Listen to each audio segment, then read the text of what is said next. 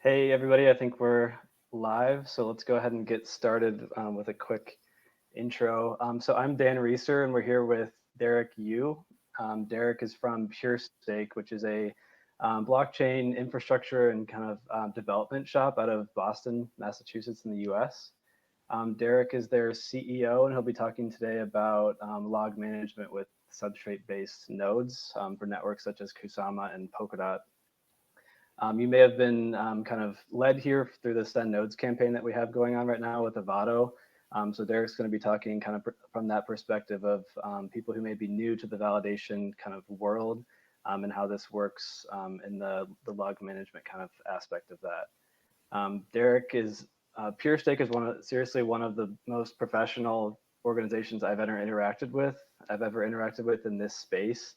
And it's really made up of a lot of genuine people. So that just speaks volumes, I think, to Derek and what he's building there at PureStake. So just been a pleasure working with their team over time. And I think a lot of people in this ecosystem are going to start realizing very soon that they're a great team and have a lot of exciting things coming. So it's great to have Derek on. I'll hand it over to Derek now and kind of hide myself here. And then as you guys have questions, feel free to put your questions in the ask a question box at the bottom. And yeah, go for it, Derek. Hey, I really appreciate the kind words there. And yeah, so let me, why don't I kind of kick into the presentation here. So let's see, application window.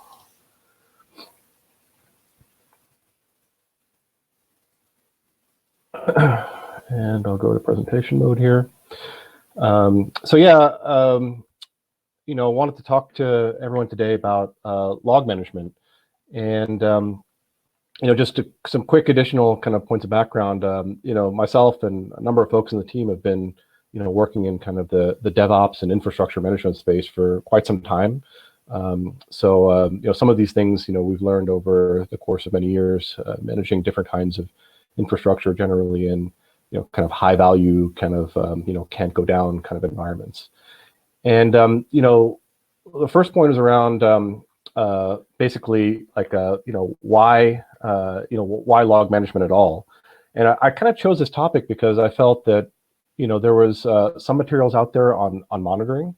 I had seen that, I think there was a talk recently on using Grafana and Prometheus to visualize, some performance data.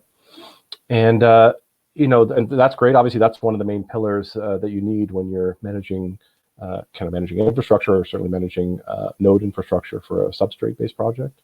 But this kind of whole thing around log management, I would say this is something that is once you have it, you really can't go back. It's really quite a valuable set of techniques and tools for understanding what's going on in the environment.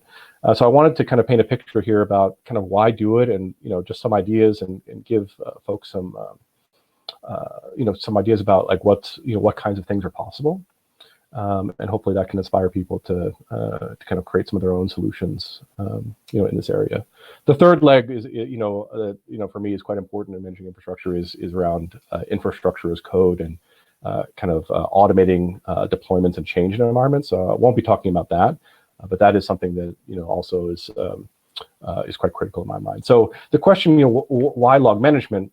Logs are really this very, very important data source when you have a running environment.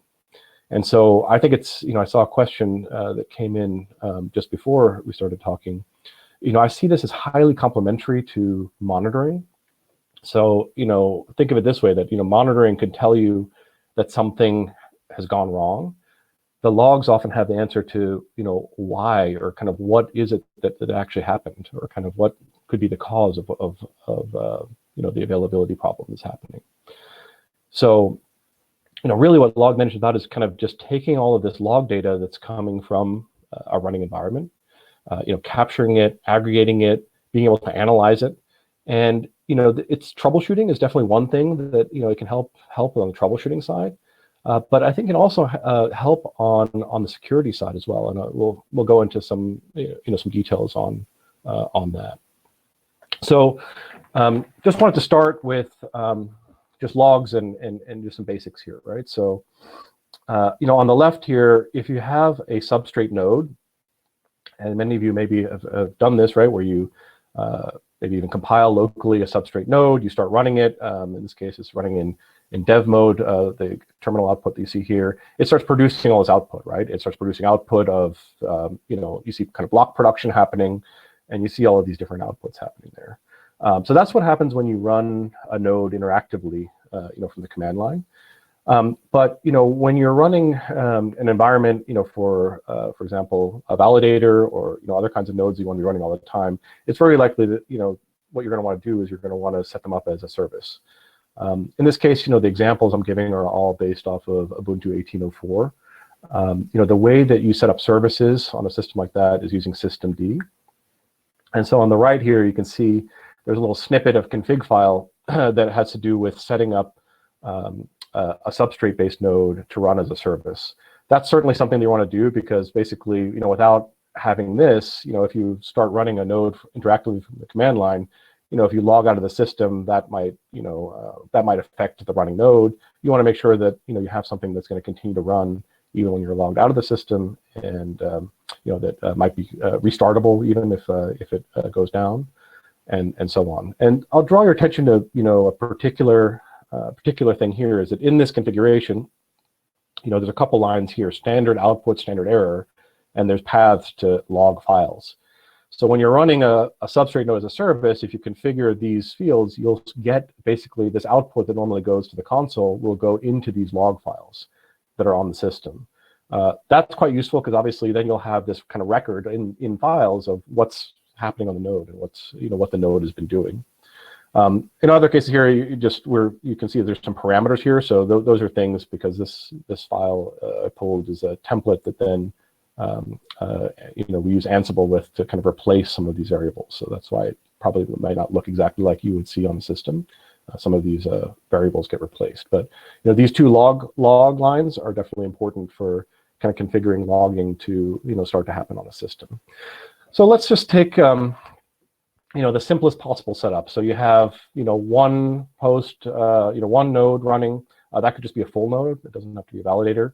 But you have just one instance of a substrate node running that's connected to the internet with this kind of service setup I just described. Well, so what's the simplest possible thing you can do? Well, obviously you can just SSH into the machine interactively, and you can use a variety of command line tools that come with the system to start looking at these log files. Tail, grep, bi, you name your tool of choice there. And this is how I think most people that get started just do this, right? I mean, this is how you start looking at logs if you're trying to understand kind of what's happening. So pretty straightforward. I think where things start to get a little interesting is if you go to a more advanced setup. So consider that this might be a typical kind of more advanced setup that you would have for a validator. So in this setup, kind of pictured on the right, let's say you have an active validator and a standby or a backup validator, right? And then around those validators, you might have some number of sentries. So in this case, I've pictured 4 sentries that might be geographically dispersed. And, for those of you not familiar with this style of setup, I mean, this is a pretty typical pattern when you have a validator node that you're running. The idea is that you want to really protect the validator that has the important keys on it with this sentry layer. So the concept is that, your validators are on a private network. And then, they basically only peer with these sentry nodes, which are also substrate-based nodes that are running. And then those sentry nodes are ultimately what connect out to other peers on the internet or other nodes that are part of the network. And the sentries kind of provide a layer of protection here, so that the validators aren't directly accessible. So it's much harder to DDoS them or to attack them when you have this kind of sentry layer in between. But the question I would ask here is, how do you look at logs in this environment? How do you understand kind of what's happening? And if you just use the techniques from the previous slide, it starts to get a little messy. Typical thing might be, okay, I'm going to have a terminal window with 6 tabs open, right, across all 6 of these hosts. That might be what a lot of people are doing, right? So, and then you're trying to kind of toggle between these different tabs or trying to, what happened at a particular time. You might have to be kind of checking in multiple SSH sessions, what's the case. So I think you start to kind of get a feel for, a little bit of like the challenge here when you even have, a setup that's just even a little bit more complicated like this. So one of the things that, I would recommend and that, I think is pretty standard practice when you're running infrastructure that needs to be, highly available and well run is to centralize your logs. So what does that mean? Well, that means that you take all of the hosts in this environment, in this case, these 6 hosts that were in the previous setup, and you designate a remote log host, and then you ship logs basically from those hosts that are in your environment off to a centralized log host. I can make a recommendation here that our syslog is something that basically is available and comes with these systems that is quite capable of performing open source that allows you to do this. And then, so already here, by making this move where you have kind of a designated central log host, you get a bunch of benefits. So all of the logs are basically in one place now. So you can use those command line tools in one place to look at what's happening across the different hosts, right? So the log entries actually get kind of a host field added to them, so you can understand like which host the logs came from. There's a subtler point here too, though, which is a security improvement. And I would say that really across 2 dimensions. So one is that by shipping the logs off the host, you kind of have this record that's off host of what's happened. And the reason that's important is that if one of your hosts were ever attacked and owned, right? So someone gets on the host and let's say, in the worst case scenario, they get root level access to the machine. The first thing that an attacker does is they kind of swipe their tracks on however they got in by potentially modifying or deleting logs. So in this setup, while once the an attacker has gotten onto the host and done that, they forward logs may not be reliable. It's going to be very difficult for them to remove logs from the central log host that will at least have a record of kind of the initial attack. So that's a security benefit. There's another subtler point here, which is this reduced need for direct SSH access, right? So I think a lot of people assume, hey, I'm running, when I'm running infrastructure, I need SSH access. That's how I get on and understand what's happening on these machines. What I would say is that as you kind of get better at running infrastructure, at least in our experience, is that you basically want to reduce your need for direct SSH access into your hosts. And in really well-run environments, there really is no SSH access, direct SSH access into the production environment.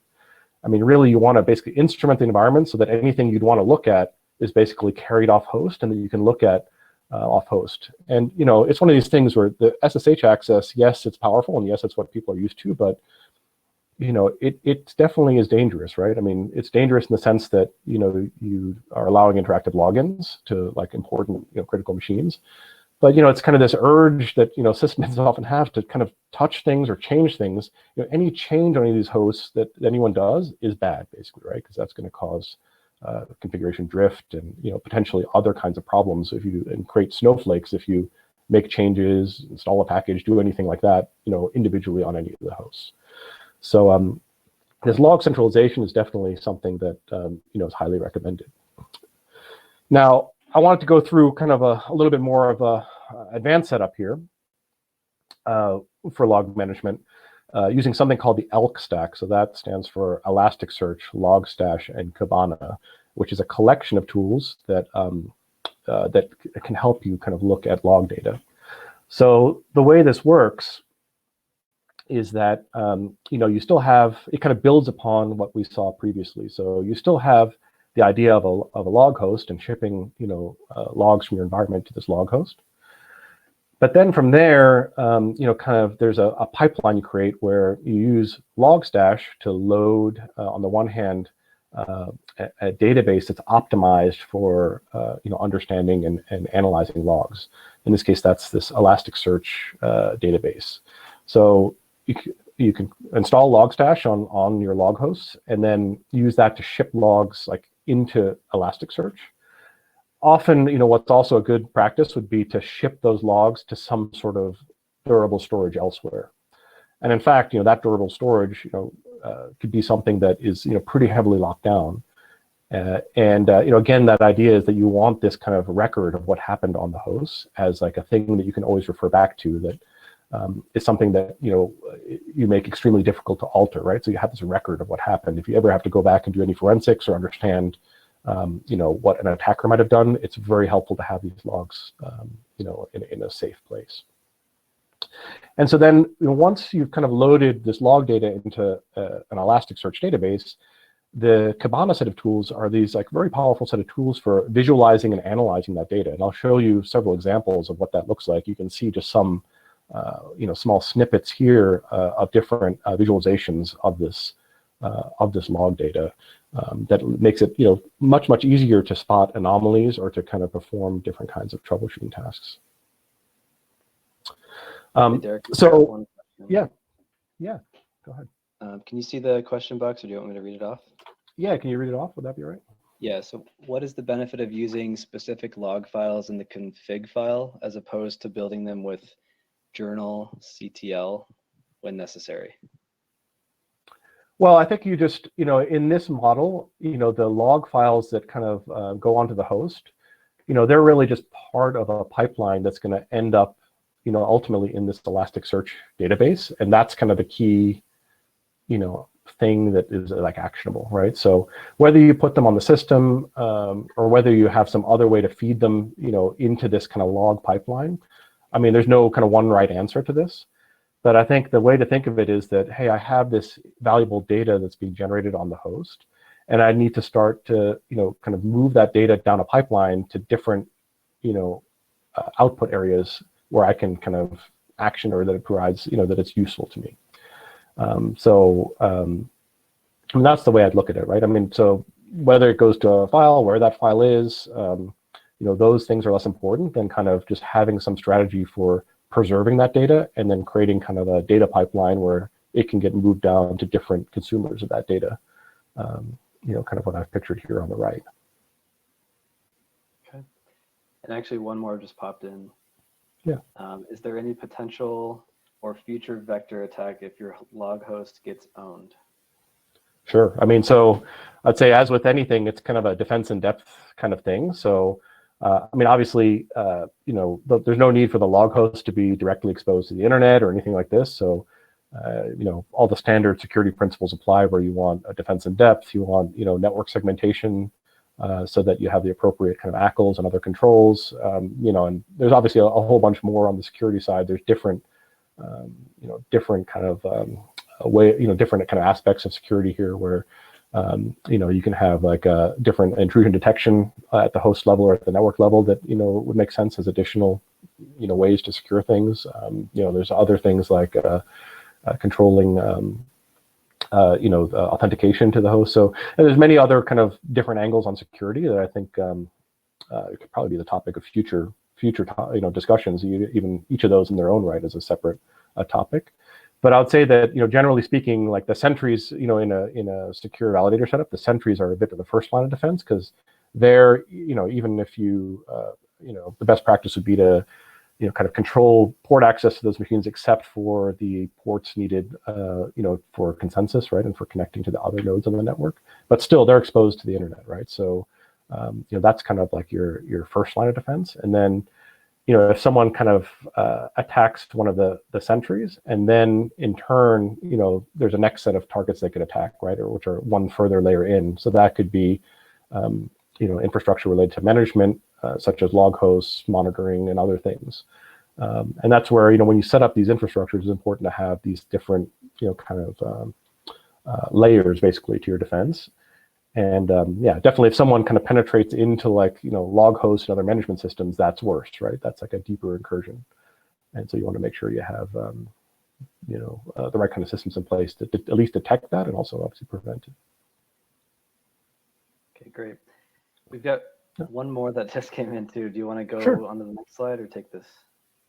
Go ahead. Go ahead. Yeah. This one is the log host pulling files from nodes or nodes pushing to the log host? So it's a push. It is a push, and actually it kind of dovetails into this this next slide that I was going to anyway, which is that I kind of talk about this pipeline. So basically, the idea is like when you set up this pipeline, you need to like, so it's good to kind of have buffering in place at each step of the path, right? Because the thing you don't want to happen is that you just lose logs altogether, right? So that's this valuable data that's lost. So one of the recommendations is that you set up buffers basically at each of the steps. So for example, when you have your hosts in your main environment and they're pushing to the log host, configure a buffer so that even if that log host is down or inaccessible, then it basically will keep recording log like locally, such that when the log host comes up, it'll then catch up basically. It'll like push the rest of the logs that it didn't get. So that's important at each step of the process. This is kind of lessons you learn the hard way, is that without these kind of buffers in place, then you can face data loss basically of this log data, which is quite important. And this is also kind of retention, right? So you can configure retention just using the local kind of tools on the system. I think the other note that we have here is if you're planning on using Elk within Logstash, that there is this kind of buffering that happens inside of Logstash. So there are things you want to do or you want to be aware of that it may take like a long time to kind of control this process because it has to kind of flush out all of the data that it has in memory. So these are some things that we've kind of learned over time.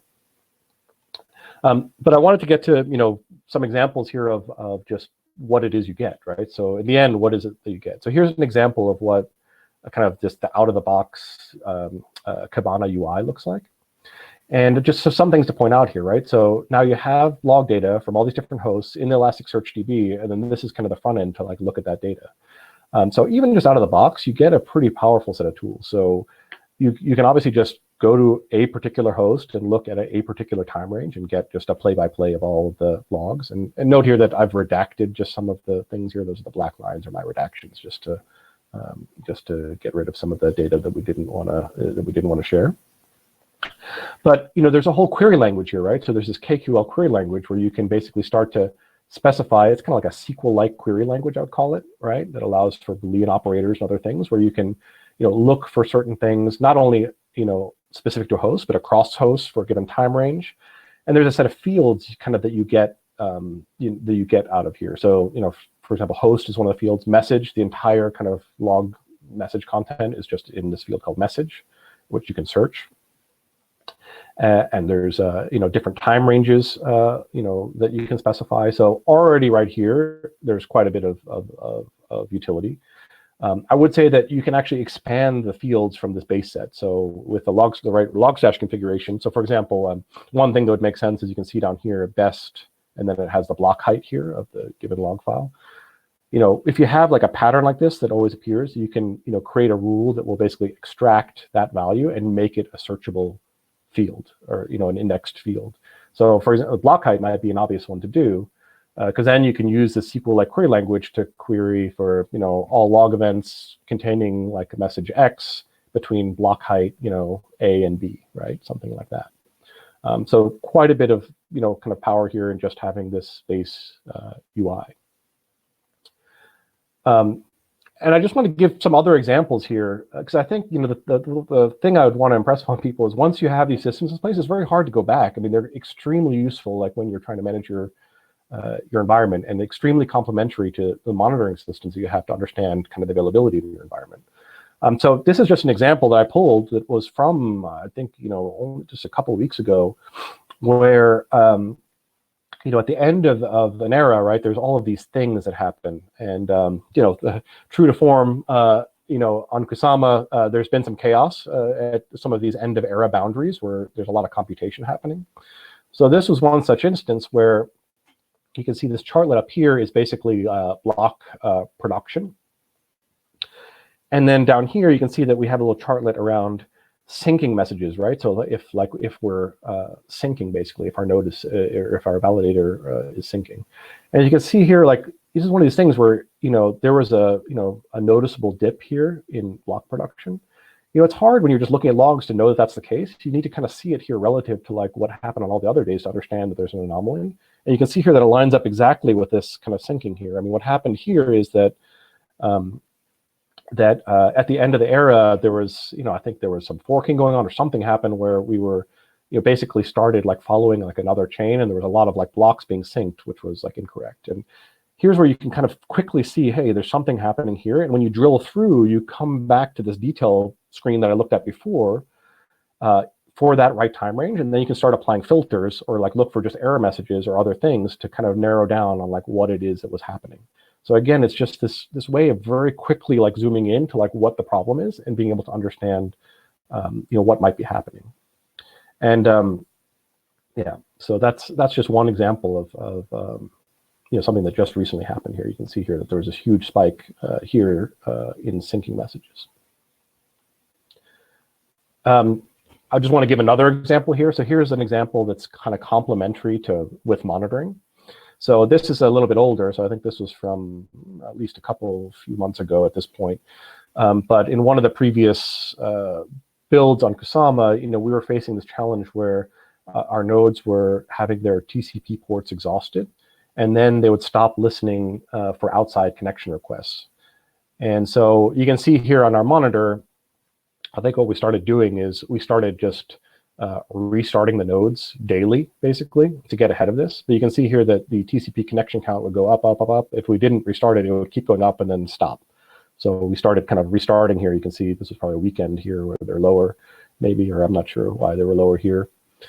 And so, but the point is that, you kind of know something's happening from the monitoring side, but again, like the why is it happening is kind of the question, right? And this is where, your log management system and monitoring system can like work in concert, where you say, okay, well, let me kind of zoom in then and start looking for errors and warnings around the time when, the thing stops listening. And you can see here, there's like some filters being applied, and it's a little hard to see, but down here, it turned out that there was error messages coming from the libp2p library. And so that was a clue that, hey, this had something to do with libp2p. I think then we started looking and saw, this started happening with a certain Kusama release. That release contained updated, an updated libp2p library. And so, we started to triangulate in on kind of what was happening and, open some issues to try to help people like troubleshoot this problem. But again, kind of back to this, your monitoring system and your log management system kind of are very, can work very well together. Further things you can do, though, just to keep going on some of these interesting scenarios is, the log management system can itself be a monitoring system, or can feed into your monitoring system. It actually does have, Elk and this Kibana system has a direct way where it can raise alerts. And this becomes incredibly useful too. So you basically can start alerting off of aggregated log data coming from the entire environment. So in this case, I just chose a simple example here where you can see there's basically a query that gets defined over here on the right. In this case, the query is, the text here, validation : relay, right? And the point is that, the scenario to monitor for is, the question is, are we validating? You might have multiple validator hosts, of which only one is active. So the question is, I want to know that any one of the hosts that we have in our environment is performing, validation. And it turns out, this is a little bit tricky to do when you just have host-based monitoring systems, because, they tend to be looking on a host-by-host basis, is something the case or is it not the case? But really the question here is, across all the hosts in my environment, are any of them validating? And as long as there is one that's validating, that's kind of fine, right? So the nature of this monitor I drilled down on was, okay, for a given time period, make sure that we're seeing this message somewhere. I think it probably could be made better to say, like, because really you don't want two validators. That's quite bad.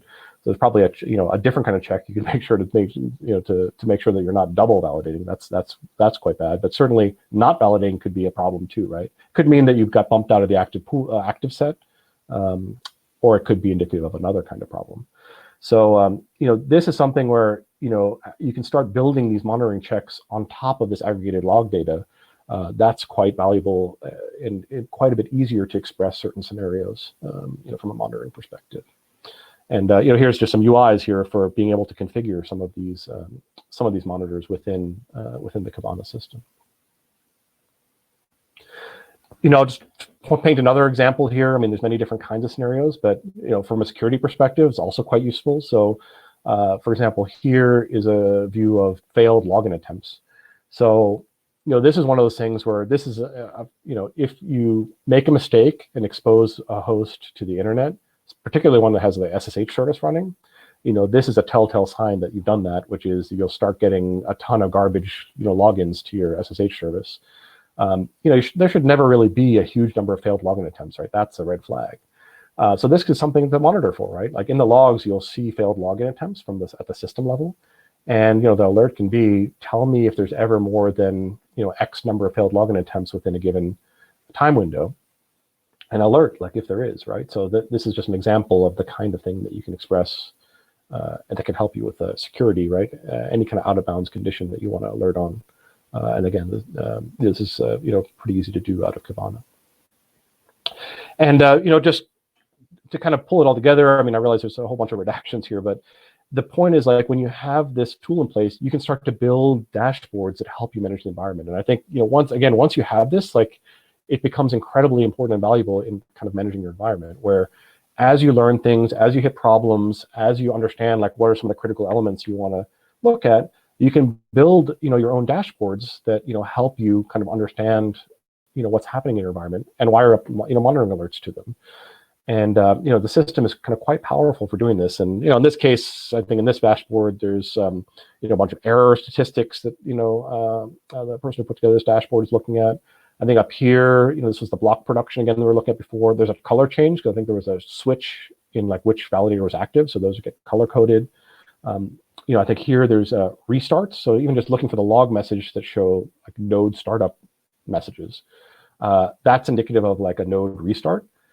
And, so here, just, the person who put this dashboard together wanted to just kind of show, okay, well, when were there node restarts? I mean, that could be useful to just understand, hey, were there restarts that weren't planned or that I didn't understand happened? I mean, that's probably something that is indicative of a problem that is worth looking at. And, obviously, this can continue to evolve as you learn things and as you put more into it. But, this is something that we found extremely useful in managing, our environments. Yeah, I mean, just a few resources, I wanted to point to here. Here's a link to, our syslog is one of the systems we talked about. Elkstack is, information can be found here at elastic.co. There is an Amazon service for those of you that want kind of more of a managed service. This is one that we're familiar with that, kind of turns some of the software and configuration more into a service, which can be useful to a lot of people.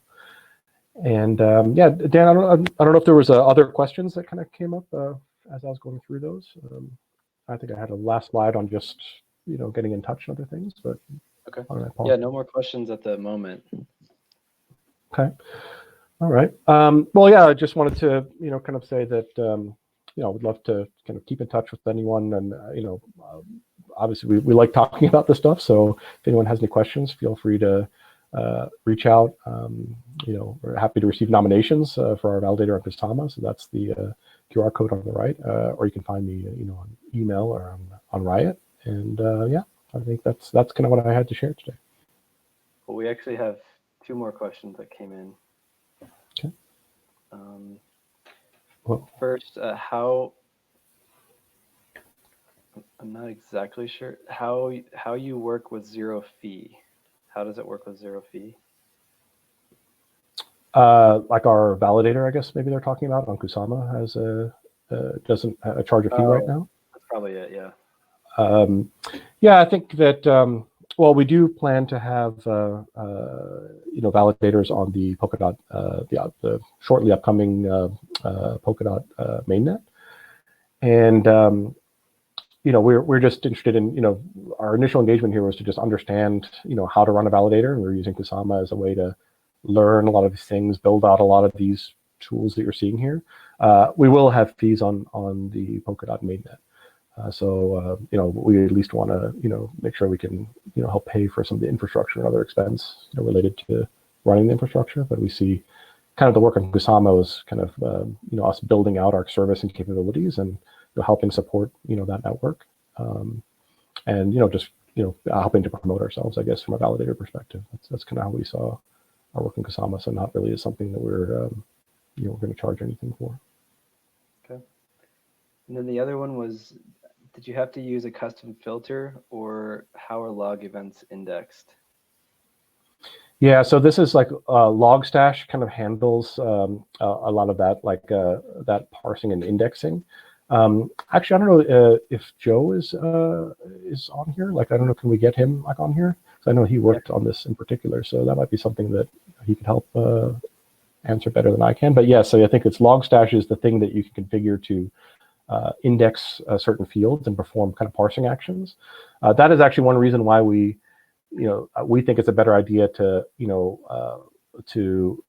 Logstash like off of the actual hosting environment, because that can take up cycles and CPU. So kind of the philosophy is like, get the logs off of the host in like a minimally impactful way, and then if you need to start processing them, you can process them on the log host or elsewhere. So let's see if we can. I seem to have lost audio. Oh, there we go. We can hear you. I can hear you, Joe.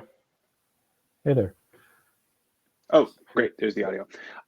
So the question as far as filtering and indexing. So, as Derek mentioned, we use our syslog to ship all the logs from the node to our log host. And then once they're on the log host, we do some pre-processing with Logstash. So there's certain things that we're interested in. Maybe there's certain details that we want to extract from those logs as individual fields. We're still learning about exactly which kind of fields we want to extract from those logs. So as far as filtering goes, it's my theory and our theory that you want to put all the logs into your log system, because you don't know yet what is going to be helpful in a crisis down in the future. So, the general idea is you really want to have everything in the index. How you process that's really up to Logstash. So right now, we're still new into the Polkadot world a little bit. So we haven't really decided exactly which fields in those logs we're interested in. They come to us as just a string of text. And then it's up to you with Logstash to extract certain fields, like Derek pointed to the block height. That's actually on our radar, is something that we want to extract from that string of text and make it an actual integer, so that when it gets into Elasticsearch, we then have the ability to compare it as though it's an integer from the next block height. So we can do things like ranges between block X and block Y, or anything over block Z, tell us about this. So Logstash is amazingly powerful and what you can do with it. You just have to be careful that as you're writing your Logstash filters, that you're writing them in an efficient way, because it can also be very CPU hungry. But the nice part is Polkadot's logs are actually fairly reasonable in size compared to some of the other ones that we work with. So there's a lot you can do with Logstash to extract the stuff you're interested in. So as far as filtering, yes, you can do that with Logstash, and probably even should for things that you're interested in tracking.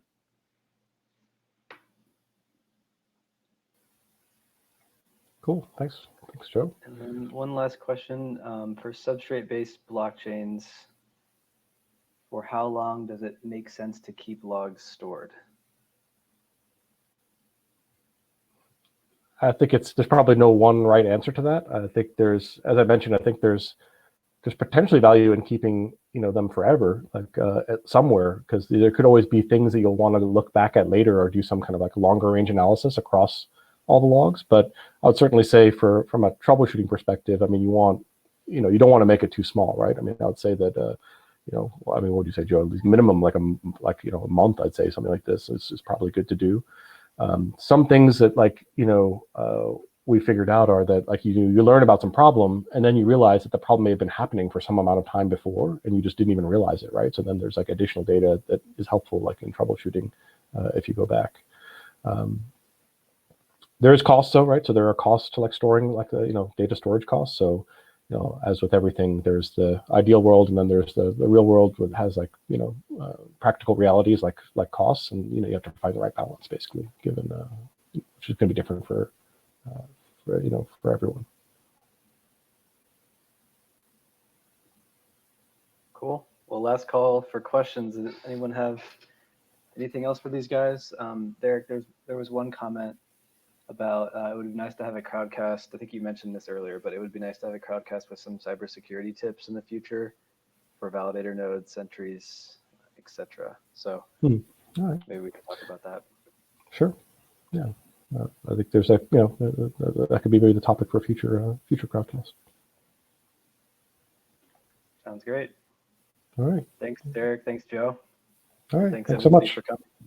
All right. Thanks. Take care.